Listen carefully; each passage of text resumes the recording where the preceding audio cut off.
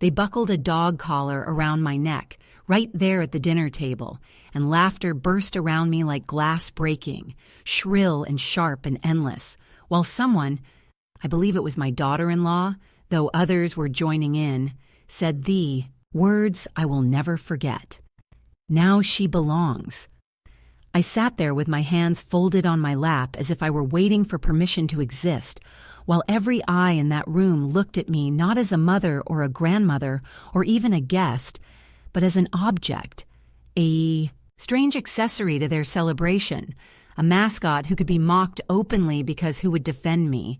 Who would stop it? Who would even think it cruel when it was dressed in the clothes of a joke? I am 81 years old and I live now in a modest flat above a bakery where the smell of yeast and sugar rises every morning before dawn and where no one tells me when to speak or where to sit or what to wear.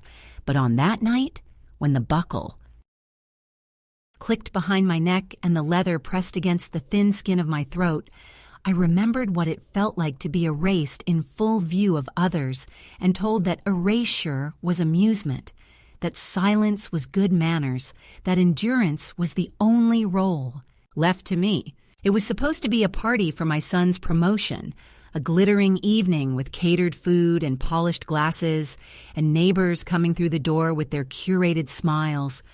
But for me, it became a stage on which the role had been written in advance. The aging woman whose presence is tolerated only as long as she can be ridiculed, the dependent relative dressed in ridicule instead of dignity. I wore the dress I had ironed that morning with slow, careful hands, a navy fabric that had seen better days but still carried a trace of formality, because I wanted to show respect, not just for the occasion, but for myself. I pinned my hair the way I used to when my husband was alive, brushed a hint of powder over the sallow skin, even chose earrings that sparkled faintly in the light. And as I looked in the mirror before leaving my small rented room, I thought, not, without some pride, that I had managed to preserve a little of the woman I once was, the woman who cooked holiday meals for 20 people without flinching, who balanced ledgers, who signed checks, who knew exactly where every bill was paid from and why. Yet none of that mattered once I stepped through the door of their house and felt the eyes measuring me, dismissing me, assigning me a role that had nothing to do with my history or my labor or my sacrifices. At first it was subtle, the way cruelty often is when it wants to parade as sophistication.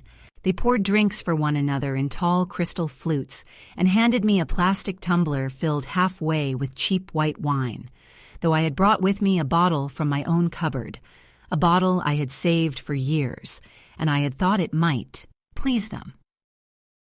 They sat me near the children, though I had asked quietly if I might be closer to the center where conversation was easier to hear. When I tried to tell a story, nothing long, nothing indulgent, just a memory about my son as a boy, the words were smothered by louder voices, quick jokes, deliberate interruptions. I felt myself shrinking, like a garment washed too many times, threads unraveling in the bright light of other people's ease. But still I stayed. Still I smiled, because I told myself that belonging sometimes required patience, that maybe I was being too sensitive, that perhaps the tide of conversation would turn and someone would see me as more than furniture. It did not. Instead, when the speeches began, when my son was toasted and his wife preened beside him as if his achievement were hers to wear, they decided, without warning, without hesitation, that the entertainment would be me. The collar was brought out from somewhere, perhaps a drawer or a box wrapped like a gag gift, and before I could register what it was around my neck, the buckle fastening with a finality that startled me. There was laughter, first hesitant, then emboldened, the kind of laughter that feeds on itself until it becomes a wave crashing against the walls, and I heard the words, "Now she belongs. Now she's ours." I sat very still, not daring to lift a hand to my throat, not daring to show that the leather was warm and smelled faintly of sweat, that it pressed against the hollow where my pulse beat. I thought for a moment of dogs I had owned long ago, loyal creatures who waited by the door for me to return. And I wondered if this was how they imagined me now, a dependent animal whose loyalty was taken for granted and whose voice could be silenced with one tug of a leash. I do not remember eating after that, though food was served. I do not remember drinking, though glasses were refilled. What I remember is the sound, laughter that seemed endless, every chuckle another erasure, every smile another nail in the coffin of dignity. My son's face I remember most vividly, not because he was the loudest, but because he was the quietest. He sat there with a strained smile, a man who had once clung to my hand as a boy when crossing the street, who had wept when he failed his first exam, who had leaned on me when his father died. He did not laugh loudly, but neither did he stop them. He let it happen. He let his wife and her friends and their neighbors make me into an object, and in that letting, he betrayed me more than any stranger could. His silence was a wound I cannot close. Now, months later, in the flat above the bakery, when the sun comes through the small window and the scent of fresh bread rises like a hymn, I sometimes place my hand against my throat, as if to feel whether the collar is still there, as if the skin remembers what the mind wants to forget. It is not the leather that lingers, but the certainty that I was no longer considered human in their eyes, that I was a prop in their performance of success, that the woman who once signed deeds and paid mortgages and balanced accounts had been rewritten as a clown, a pet, a creature they could mock without consequence. And yet even that night, even as the buckle pressed against me, there was another truth stirring quietly, almost invisibly beneath the humiliation, the knowledge that I still held something they feared, something they hoped I had forgotten, something they never expected me to remember. I said nothing then. I sat through their laughter, but inside I was holding a different kind of silence, one that would one day speak, one that would turn their performance to ash. So that is where my story begins, not with a birth or a wedding or a celebration, but with the moment I realized that they had erased me in public and thought it was funny, that they had reduced me to a pet and thought it was clever, that they had silenced me with a collar and thought it was safe. It begins there, at that table, under the bright light, with the smell of overcooked meat and perfume, with the sound of glass clinking and laughter swelling, with the feel of leather tight against my neck, with the taste of nothing on my tongue. It begins there, because that was the moment I understood that invisibility is not passive, that it is imposed, and that if I did not resist, if I did not act, I would spend the remainder of my days collared in their laughter. I am 81 years old, and I will not die wearing their leash. I did not speak of it that night, not when the laughter finally subsided into the clinking of forks against porcelain and the scraping of chairs as people stood to refill their glasses, not when my son kissed his wife on the cheek and accepted congratulations, as though nothing unusual had happened, not when the collar was removed with an offhand gesture, as if it had been no more consequential than a paper crown at a children's party. Not even when I was shown to the small guest room at the far end of the hall where the sheets smelled faintly of starch and detergent, not of home. I lay down that night with the weight of humiliation pressing against my chest, and I told myself that silence was survival, that there would be no dignity in pleading, that they would not understand if I tried to name the cruelty, that they would only laugh again and tell me I had no sense of humor, that old people always take things too seriously. But in that silence, a harder truth was forming, one that had been building quietly for years and which, in the aftermath of that single evening, took on the clarity of a blade held against light. They believed I had nothing, that I was nothing, that everything I had given and built and sacrificed had dissolved into thin air the moment I stopped being useful, the moment I could no longer host their holidays or pay their bills, or keep my tongue between my teeth when they made decisions that cut me out of my own life. The catalyst did not arrive as a shout or a confrontation, but as a whisper of memory.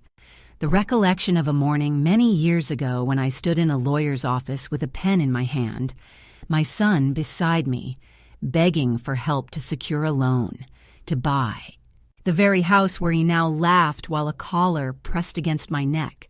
He had been young then, full of dreams but empty of credit, drowning in debts that I had helped him conceal from his new bride, and he had said, "Mom, it's just a formality, just a signature. You'll still have security. But without you, there is no deal." And I had believed him, as I always believed him, because a mother does not weigh her child's request like a banker. She signs where the line demands. She empties her savings. She puts her faith in the idea that gratitude is permanent. I had written my name, not only on the deed but on the future of that house, and though they had long since stopped mentioning it, though they treated me now as if I were a visitor dependent on their charity, the truth was that the ground beneath their feet bore my signature. That night, after the humiliation, I could not sleep, and so I opened my small travel bag where I keep the things they have always forgotten I possess. Among the folded sweaters and the worn slippers was a brown envelope, its corners softened by time, but its contents unaltered, legal papers that bore witness to the reality they had worked so hard to bury. I unfolded them with trembling hands, and as I looked at the neat print of my own name on those pages, I felt the sting of humiliation give way to something colder, heavier, but steadier. The knowledge that I was not powerless, that they had mistaken endurance for emptiness, that their cruel laughter had been built on a false foundation, because the very walls that echoed their scorn belonged not to them, but to me. The true catalyst was not the collar itself, nor the laughter, nor even my son's failure to intervene. It was the recognition, in that quiet room with the lamp casting a small yellow glow, that the story they told about me, that I was dependent, that I was an old woman being kept out of kindness, that I should be grateful for a seat at their table no matter how humiliating, was a fabrication, and that I held the documents that could unravel it. They believed I had nothing left but memories and fading photographs, but I had paper, stamped and signed, with the weight of law behind it, proof that the years of sacrifice had not been erased, no matter how much they tried to rewrite them. I lay there until dawn with the papers spread across my lap, remembering how many times I had been asked to stay quiet for the sake of peace, to accept dismissal in the name of family harmony, to pretend not to notice when my contributions were repackaged as theirs. I thought of the times I had written checks from my account to cover their debts, the times I had agreed to co-sign, the times I had dipped into my savings so their children could attend summer camps and private schools, the times I had agreed to take, the smaller bedroom, the weaker chair, the back seat, always telling myself that love was measured by what one gave, not what one kept. And there, in the wake of the party that turned me into a pet for their amusement, I realized that the sum of all those sacrifices had not dissolved into nothing. They were preserved in those papers, silent but undeniable, waiting for the moment when I would need them most. The betrayal crystallized with brutal clarity. They had known all along that I still had a claim, that I still had standing, that I still mattered in ways they could not erase. And that was why they mocked me, because mockery was easier than recognition, because if they could laugh at me, they would not have to reckon with the fact that I still held power. Their cruelty was not born of ignorance, but of fear disguised as contempt. They feared the day I would remember who I was, feared the day I would lift my voice, feared the day I would spread those papers on the polished table in front of their friends and say, "No, it is not you who kept me. It was I who built this life you claim as your own. That night was not only the night of my humiliation, it was the night I remembered my leverage, the night I saw their fear hiding beneath their laughter. So the catalyst was simple in shape, but enormous in consequence. The collar they buckled on me made visible what had been festering for years, the reduction of my existence to dependency, the rewriting of my history into their narrative, the silencing of my voice into their laughter. But the papers I unfolded afterward reminded me that history does not vanish, that signatures remain, that sacrifices leave traces beyond memory. And once I had seen that, once I had felt the balance shift in my hands, there was no going back to silence. The laughter that night was cruel, but it became the spark that lit the recognition of my power, and recognition is the first step to reclamation. In the days that followed, the silence in the house did not feel like silence at all, but like a carefully rehearsed performance of indifference, a stage play in which my role was to drift quietly along the margins while decisions were made, conversations conducted, and lives arranged without me. After the party, I was not mentioned, not even in passing, as though my humiliation had been absorbed into the walls and dismissed as unremarkable. They moved around me with the smooth efficiency of people who believed they had already explained everything and did not need to revisit it. People who assumed I would fall back into my accustomed role of quiet tolerance. People who knew from long practice that I would not raise my voice. My daughter-in-law treated me with exaggerated sweetness, offering cups of tea I did not want, praising me for folding a blanket neatly, speaking to me in a tone reserved for the very young or the very senile, all while refusing to meet my eyes.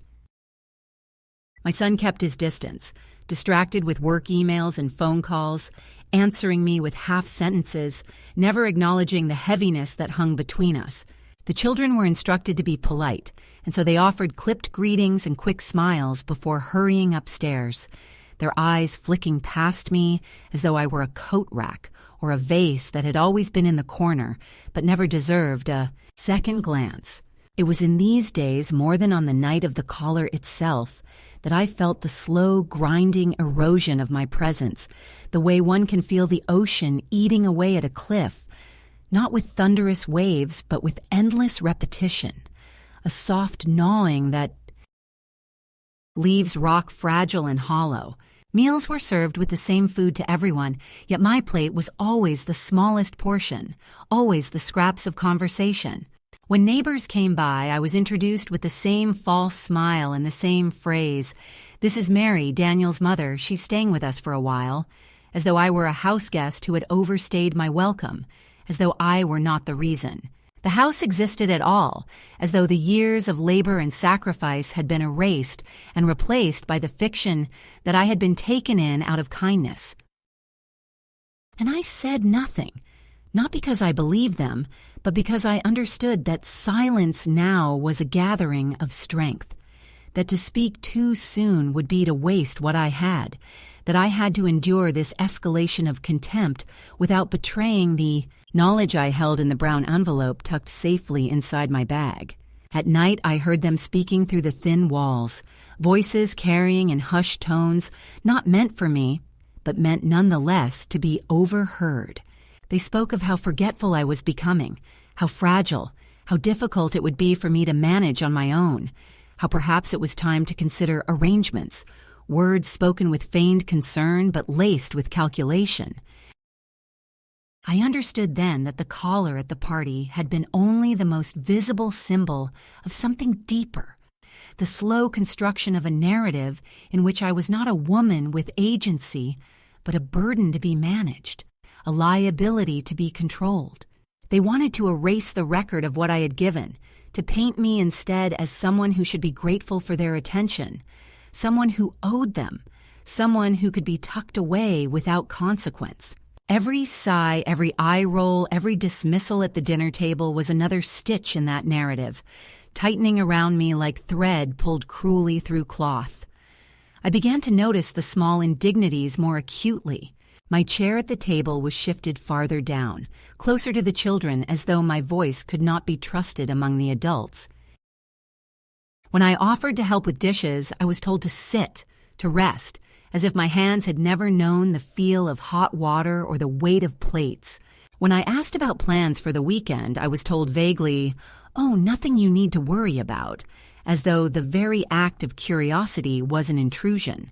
Even the television remote was kept out of reach, and when I asked once to watch the evening news, my daughter-in-law laughed lightly and said, "You can catch the highlights on your phone," though she knew as well as I did that my phone was an old model with a cracked screen, incapable of streaming anything, a relic she often mocked as outdated. It was a performance of care that disguised contempt, a theater of dismissal where every gesture was draped in politeness, but sharpened underneath with exclusion. And yet, in their eagerness to control the narrative, they underestimated the quietness of my watchfulness. I listened when they thought I was not listening.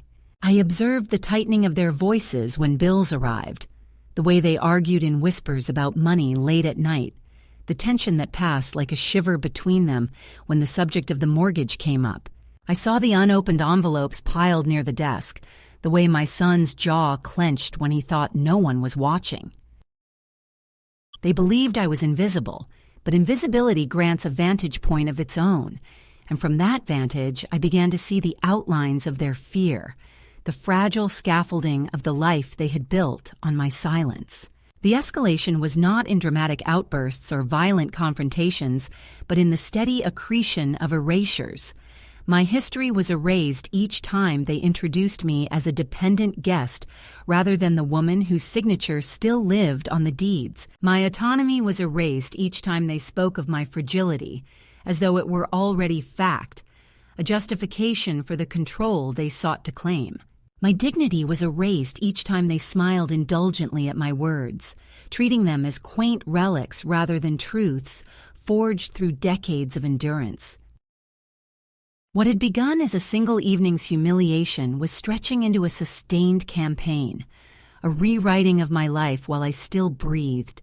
But the more they escalated, the steadier I became inside. I no longer believed that kindness would return, that understanding would bloom if only I remained patient. I understood instead that they were preparing the ground for a final dismissal, and that if I did not prepare my own ground, if I did not sharpen my own tools, I would be erased in full.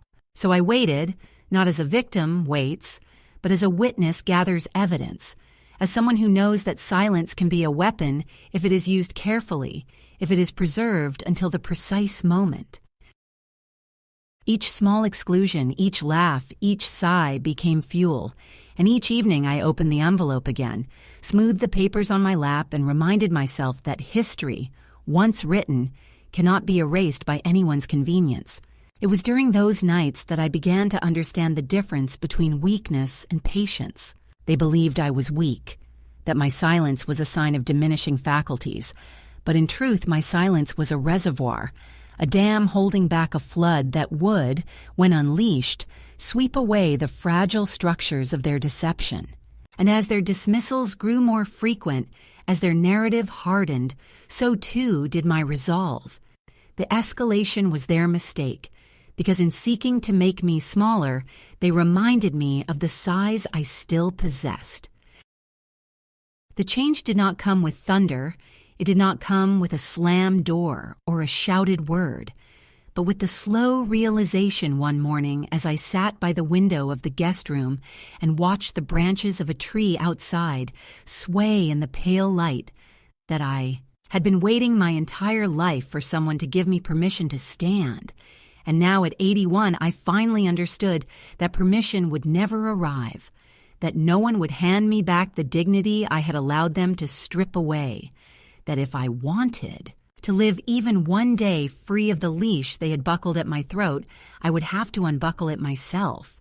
It was a quiet shift, but quiet does not mean small, because once the thought took hold, it spread through me like heat in winter, thawing parts of me I had forgotten existed. I began to ask myself questions I had avoided for years. Why was I still here? Why had I allowed myself to be reduced to this role?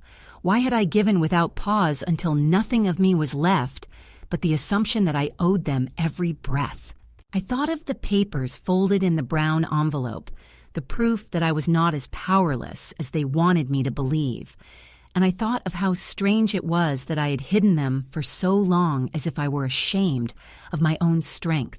That day I left the house under the pretense of needing fresh air, and I walked farther than I had in months, my feet aching in shoes that were too old, my hip murmuring with every step, but I did not turn back.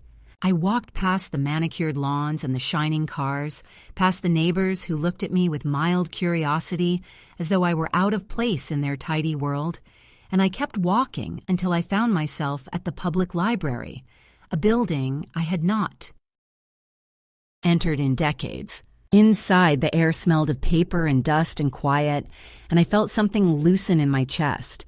I asked for a computer terminal and sat down awkwardly before the glowing screen, my hands stiff on the keyboard, and I began to look up names of lawyers, financial advisors, even senior advocacy groups, and though my searching was clumsy and my eyes strained at the small print, I felt a spark of competence return, the memory of the woman who once balanced accounts late into the night, who once signed checks with confidence, who once believed she had the right to make choices. I wrote down numbers, I copied addresses, I folded the paper and tucked it into my purse with a care that felt almost ceremonial. It was not only about the lawyers or the papers, though.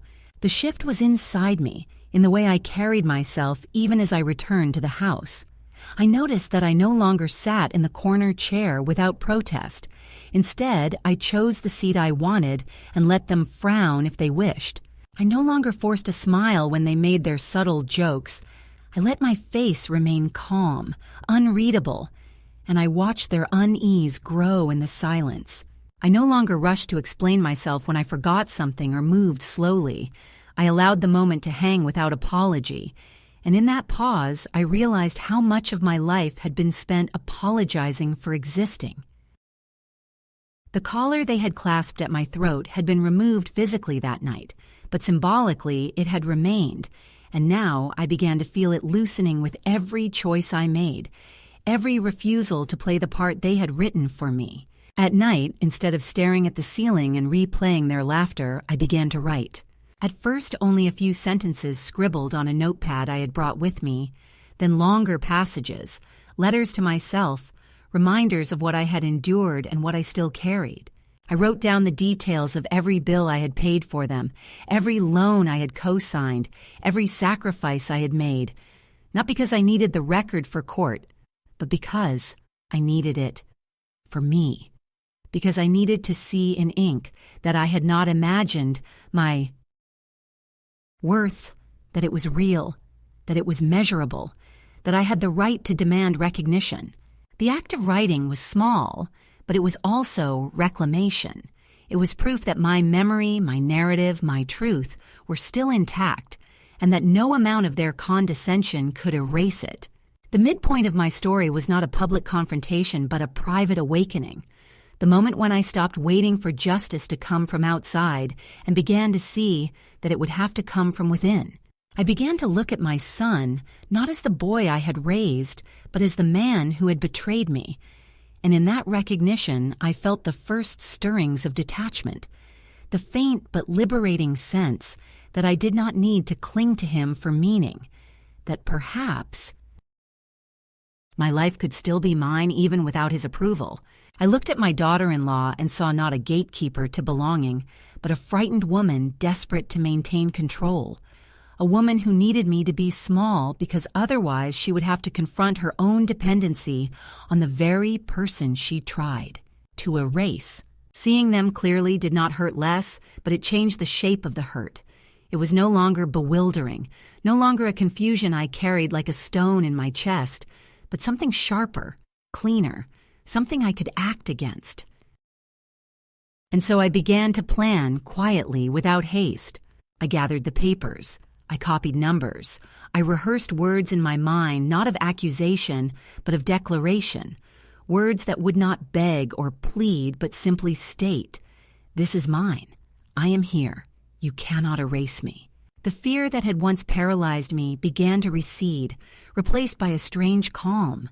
The calm of someone who has lived through enough storms to know that surviving is not the same as living, and that it is not too late to choose life.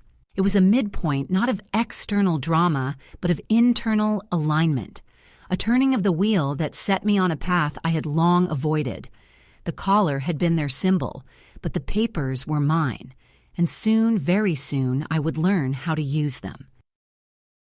The past has a way of returning not with one loud knock, but with many soft taps, and I began to notice, once I had taken those first quiet steps toward reclaiming myself, that their pressure upon me grew stronger, as though they sensed some change in the air, as though they could smell the shift in my silence and feared what it might conceal. At first it was subtle, a suggestion from my daughter-in-law over breakfast that perhaps I should consider letting them manage my finances, just to make things easier, one less worry for you.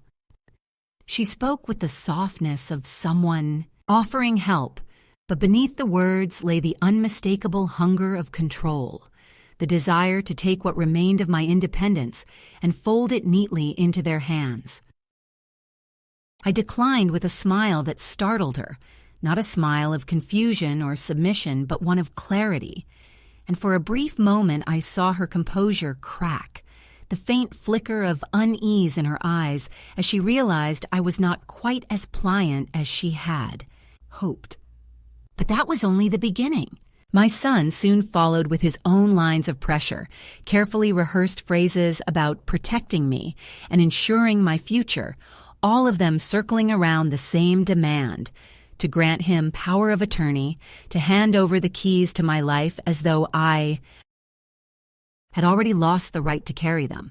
He couched it in the language of filial duty, but I heard the strain beneath his voice, the financial desperation he thought he had hidden, the debts that crept behind his polished appearance, the fear that if I ever chose to assert myself, the ground beneath his carefully built image would collapse. I listened to him patiently, nodding at the appropriate pauses, but inside I felt only a rising steadiness, a knowledge that this was their escalation, their attempt to tighten the leash once more because they feared I might slip it. The pressure grew heavier in small domestic ways. My access to information was quietly reduced. Bills no longer placed on the counter where I might see them, mail redirected, phone calls taken outside. My suggestions, when I offered them, were dismissed with polite laughter, and I began to notice that they spoke of me more often in the third person, even while I was present, as though I were not a participant but a subject. "She forgets things," my daughter-in-law would murmur with false sympathy.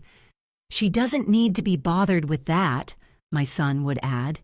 They were writing me out of my own life in real time, rehearsing the story they would tell others, a story in which I was fragile, incapable, dependent. And yet their performance betrayed its own weakness because it was too loud, too insistent, the way a lie often is when those who tell it must convince themselves first. It was during this time that a letter arrived from my grandson, the one soul among them who had never treated me as invisible, the only one whose eyes had ever met mine with warmth rather than calculation. His words were simple, handwritten on lined paper, asking if I was well, telling me he missed me, confiding that his parents were worried, though, in a way that carried more duty than sincerity. I read that letter 3 times before folding it carefully and slipping it into the same envelope that held the deeds and the legal documents, as if by keeping them together I could preserve both proof of my history and proof of my future. 1A. Shield, the other a seed. His voice reminded me that not all blood is poisoned, that not all generations inherit cruelty, and that knowledge strengthened me in ways the papers alone could not. But the family, sensing my quiet resistance, did not relent. They escalated further, staging conversations for me to overhear, conversations about nursing homes and assisted living facilities, spoken in tones of false reluctance, as if the idea pained them when in truth it thrilled them. They spoke of how much easier it would be, how I would have companionship, how professionals would care for me properly, as though love and history had no weight compared to efficiency and control. I sat in silence as they spoke, sipping my tea, but I wrote every word down later in my notebook, every phrase, every attempt to cast exile as kindness, because I understood that they were preparing the narrative to justify my removal, to make me vanish from the house I had built while preserving their reputation as dutiful children. Their performance extended beyond the walls of the house. I discovered, quite by accident, a newspaper clipping left on the counter, an article in which my son was quoted speaking of his devotion to his family, his sacrifices, his achievements, the home he had built for them with years of hard work. Not one mention of me, not one acknowledgement of the truth that without my signature and my savings, the foundation would never have been laid. He was rewriting history for an audience, just as he tried to rewrite it for me, and the realization made my resolve sharpen into something almost metallic, a blade honed by contempt. They were preparing to erase me not only from the present but from the past, and if I did not act, if I did not claim my place, then the story of my life would be buried under their lies. I began to prepare more deliberately. I contacted one of the numbers I had written down at the library, a lawyer whose voice on the phone was brisk but not unkind, and I arranged to meet her under the pretext of running errands. I sat in her office with my papers spread before me, my hands trembling not from fear, but from the weight of long suppressed truth, and I watched as she read through the documents, her brow furrowing, her eyes widening slightly. "You still hold majority ownership," she said, her voice calm but edged with surprise. "They cannot remove you. They cannot sell without your consent. You have far more authority here than they realize." Her words were not new. I had known this in some quiet part of myself, but hearing them spoken aloud, confirmed, stamped with legal certainty, was like feeling the collar snap open at last. I left her office with copies of everything, neatly bound, tucked into a folder that felt heavier than stone, not because of its weight, but because of the power it contained. And still, the escalation continued. My daughter-in-law confronted me one evening, her voice sharp behind the sweetness, telling me that my presence in the house was becoming difficult, that I made the children uneasy, that my forgetfulness was becoming dangerous. She smiled as she said it, but her hands trembled, betraying her fear, and I realized then that she knew, at least in part, that the narrative they had built was crumbling. My son tried to intervene, but even his words were laced with panic now, the panic of a man who realizes that the story he tells about himself is built on borrowed ground. I listened, I nodded, I did not argue, but inside I felt a quiet triumph because their cruelty had revealed its source. They were afraid. The second escalation was not about humiliation alone. It was about pressure, manipulation, the attempt to strip away what remained of my independence before I could assert it. They thought they could tighten the leash once more, that by speaking of nursing homes and fragility and legal guardianship, they could frighten me into compliance. But instead, every attempt only reminded me of the strength I still carried. Every word of dismissal only fueled my determination.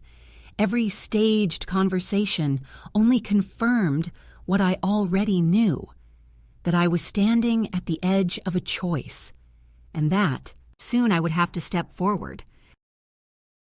The collar had been their symbol, the papers were mine, and now the clash between the two was inevitable.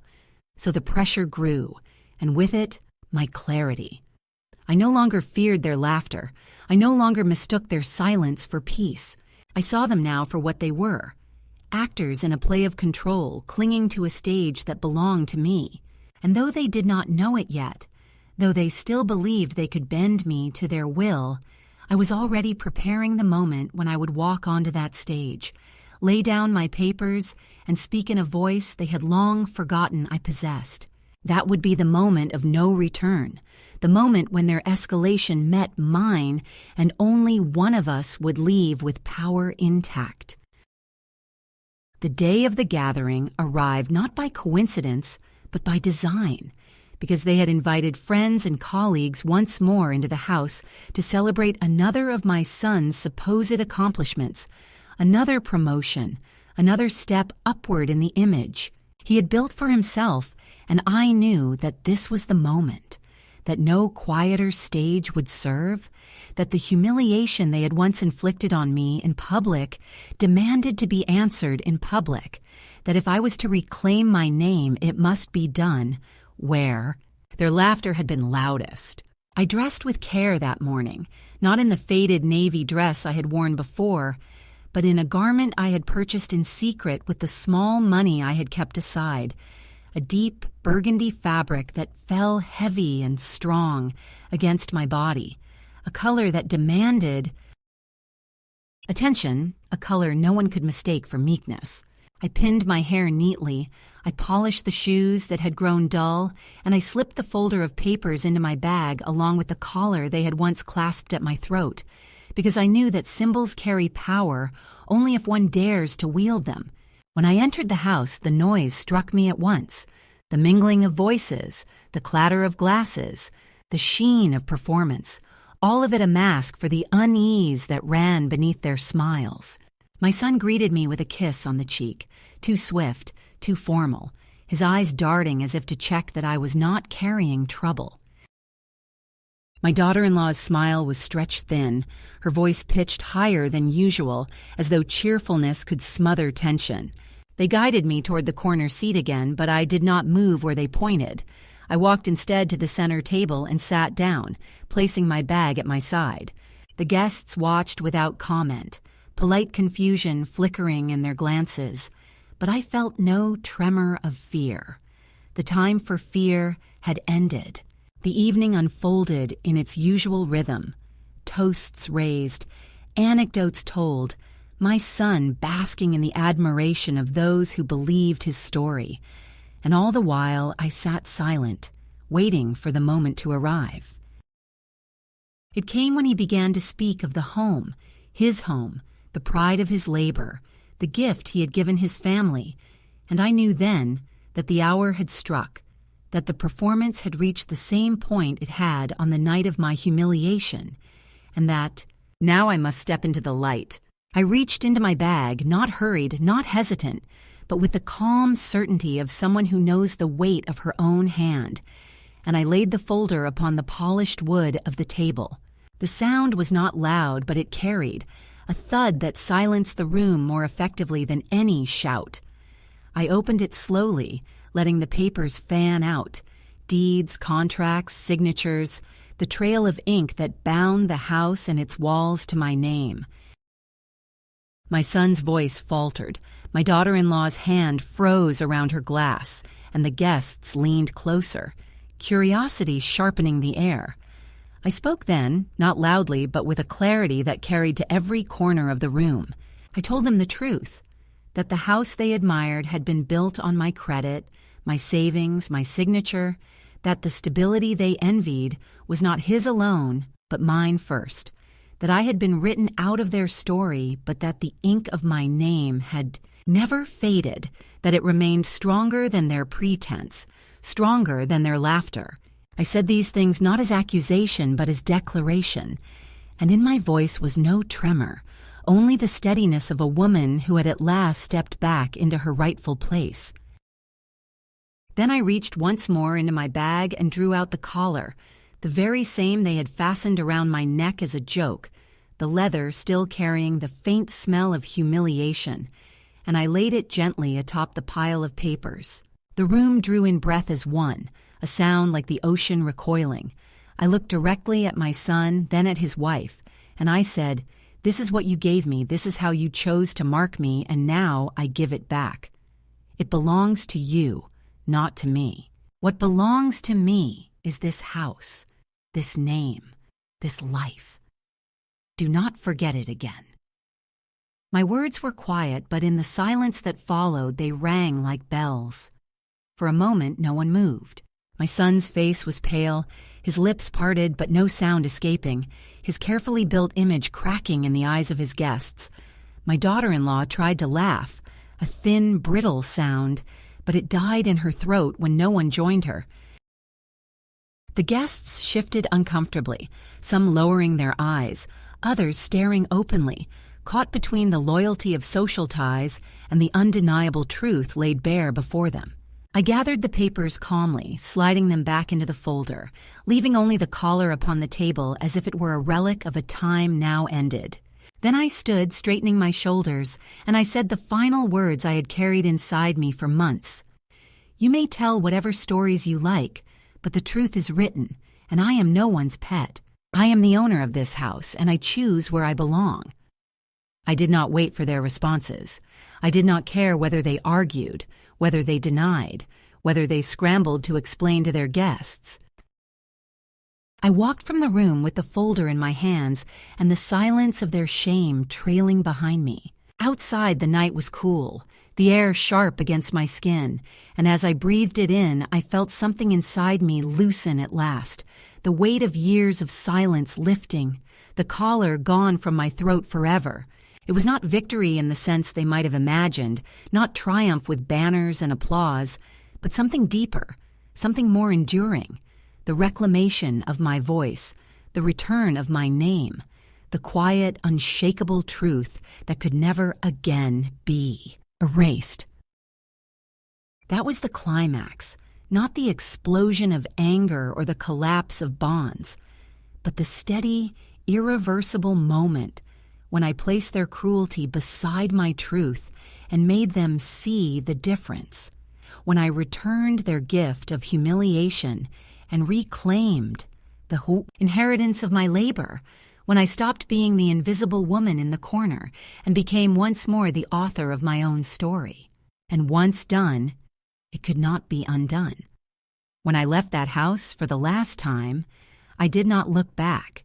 The night air wrapped itself around me like an unseen shawl, cool and steady, and each step I took toward the waiting taxi felt like stepping not into exile but into release. I carried the folder on my lap during the ride, my fingers resting on its cover as though it were a living thing, a companion that had waited patiently through the long years of silence. And I thought how strange it was that power can exist in such an ordinary form, just paper and ink, yet it can steady the spine of a woman who has been bent too long beneath the weight of other people's stories. When I arrived at the modest flat above the bakery, the one I had rented quietly in preparation, I climbed the stairs slowly but with a sense of ceremony, because this was not just a set of rooms, but the threshold of a life I had reclaimed. The space was small, the ceiling low, the furniture sparse, but it was mine. And when I opened the window, the smell of bread rising from the ovens below greeted me like a hymn. I placed the folder in the drawer of my desk, locked it, and set the key on the chain around my neck, where no one could remove it without my consent. The collar they had once fastened upon me I hung in the closet, not hidden, not discarded, but displayed as a relic, a reminder of what I had endured and what I had refused to become. It does not shame me to see it now. Instead, it reminds me that cruelty leaves marks only if we accept them as permanent, and that an object of humiliation can be turned into a symbol of survival when it is reclaimed by the one who bore it.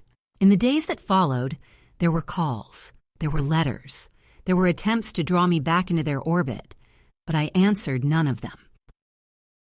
I did not need to shout or to explain. Silence itself became my boundary, and for the first time it was not a silence of fear, but of choice. My lawyer confirmed that the deeds were secure, that no move could be made without my consent, and with that knowledge I felt no urgency to fight further. I had already done what was necessary. I had spoken aloud the truth they had denied. I had laid bare their fear in front of witnesses, and I had stepped away with my dignity intact. What remained was not vengeance but peace, a quieter kind of triumph that requires no audience. I began to fill my days with small rituals of freedom. I walked each morning to the park and sat on a bench to watch the children play. Not my grandchildren, but children nonetheless, their laughter untainted by cruelty, their voices reminding me that joy need not always be at someone else's expense. I learned the names of the bakers below, a young couple who treated me with courtesy but not condescension, who asked me once to taste a new recipe and listened sincerely to my opinion. I visited the library again, not to search in desperation, but to read, to remember the pleasure of words unchained from necessity. I even began to write more seriously, filling notebooks with memories, with reflections, with pieces of myself that had been silenced for too long, as though putting them on paper gave them back to me. Sometimes, in the quiet of evening, I allow myself to think of my son, of the boy he once was and the man he became. There is sorrow in that reflection, sorrow that no confrontation can erase, but there is also acceptance. I cannot undo his choices. I cannot rewrite the years of betrayal, but I can refuse to let them define me. I carry the love I once gave him not as a wound, but as proof of my capacity, and I no longer ask for return. He chose silence when I needed his voice, and that silence is his to live with. Mine is a different silence now, one that guards my peace rather than erases me. If I speak at all, it is not to him but to women like me, women who have given until nothing seems to remain, women who have been told that gratitude is the only language they are allowed to speak, women who have been laughed at when they tried to protest, who have been diminished until they begin to forget the size they once carried. To those women, I say, do not wait for them to see you because they may never choose to.